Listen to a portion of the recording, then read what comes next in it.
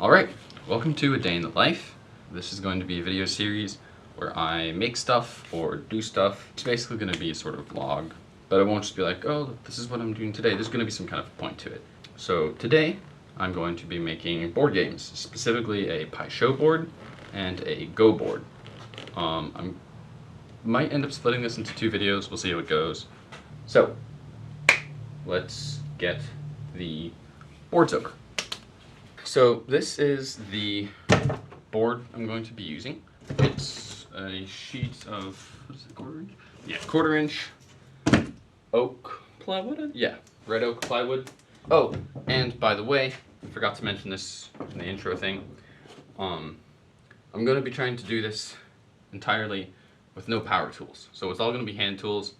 Yes, this board is going to be both the Go board and the Pai-Sho board. And it is very precisely 48 inches long. So that's good. So the Go board is going to use 2 feet, a 2-foot square of this, and the Pai-Sho board will use the other 2-foot square of this. So, do I not have a pencil here? Dang, how are there not just like pencils on a rack here? We should have pencils on a rack. Okay, got a pencil. So, I'm gonna go ahead and just like cut this into, oh no. Okay, it's not quite as bad as I thought, but that's gnarly. This crack here, that's gnarly looking. Could be worse. It looks like it's only just the front layer of wood, but even so, not good looking. Here.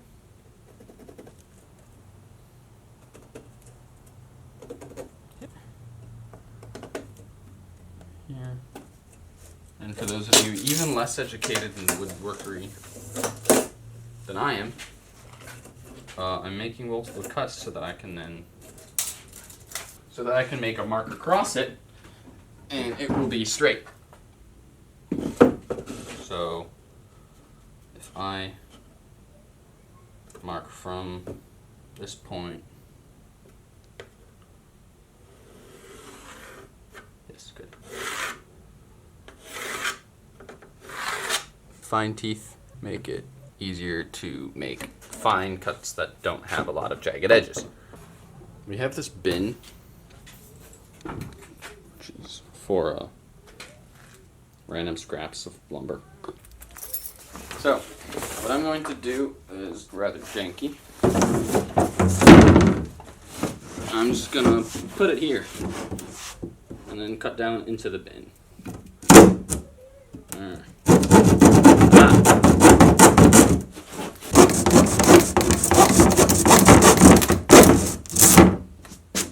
Aha, well that's not good. So, what's happening is that I am unfortunately slightly deviating from my line, so where's my pencil? Oh! Ah. If you can see, this is my line, this is my cut. So it's not off by a lot, but I'm only a couple inches in, and you know, over time, could be out by like a lot. So, generally speaking, this isn't great. So I'm gonna have to try to correct for this, and let me see. So I do have this jigsaw, this hand jigsaw, but it's a lot thicker than this hole, or this slit.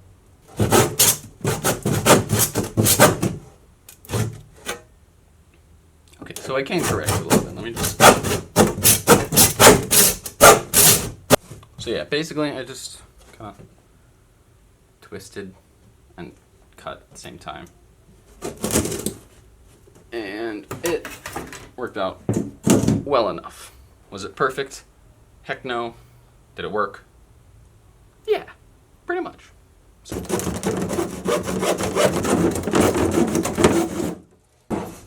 Yeehaw. Yeah. Now, what we have is a nice square board of the appropriate dimensions, more or less, with a really rough edge because it's been sawed through, and plywood doesn't really like to be sawn through because you always end up sawing across the grain, and when you saw across the grain, bad stuff happens. Okay, so I have no idea where any sandpaper is, and yeah, this place is a mess off camera, so I don't really feel like digging through it. So instead, I'm gonna take this other piece of wood and just kind of like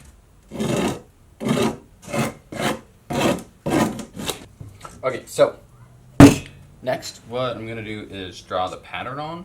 A Go board has 19 by 19 intersections. It's played on the intersections, not on the squares in between. I'm sure it's different sets of pieces, different somewhat in size. Ours work pretty well for 1-inch squares. They work a little bit better if it's a little bit smaller, but that would be way more work because I'd have to like convert a bunch of stuff into millimeters and then like figure out how many millimeters the board is, and I'm American, I work in inches. Okay, so it's 24 inches across, so it's going to be, board's going to start 2.5 inches in on one side, and it's going to end 2.5 inches in from the other. The idea here is I will get each corner, and then I'll be able to like make the box, and then I'll be able to intersect it. So, yes.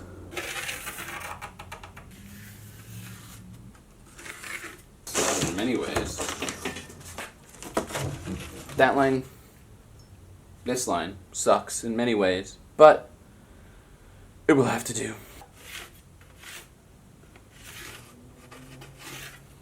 Sweet. Okay, so now, since we have this marked out and it falls exactly on 2.5 inches, I'm going to mark out every inch along. Let me still take 1, 2, 3. Wait, 1, 2, 3, 4, 5, 6, 7, 8, 9, 10, 11, 12, 13, 14, 15, 16, 17, 18, 19, 20. What? I have made a terrible mistake. I'm not even sure what I did. Oh, I think I did my measurements in, I don't know, but I worked it out so that there's 20 inches of space. Yeah, that's what it is. Right, okay, so I was like, okay, I want 19 things, right? So then I want them spaced 1 inch apart. No, wait, hold on. How did I do this? Right. So I said, okay, so I want them like 19 inches. I want 19 inches of space, but I didn't remember what I was going for was 19 inches, 19 intersections. So 19 like edges of inches. If you think about it, 1 inch has 2 sides. 2 inches has 3 sides. So I actually only wanted 18 inches of length. So I have mismarked this by 1/2 inch on each side. So I guess I'll flip it over and yeah, okay, I'm gonna flip it over and start over. Oh, but this is the gnarly side.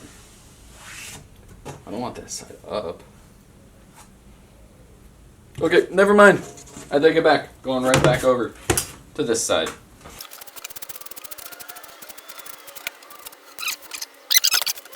Okay, so, got it marked out. Looks definitely better. I don't know if you, yeah, so it's like a 1/2 inch. And on each side.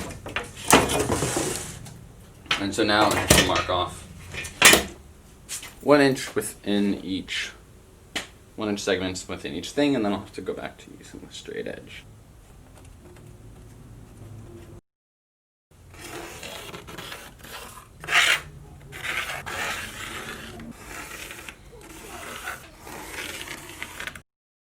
Got this nice, beautiful gridded board. And that is where I'm going to have to end this video.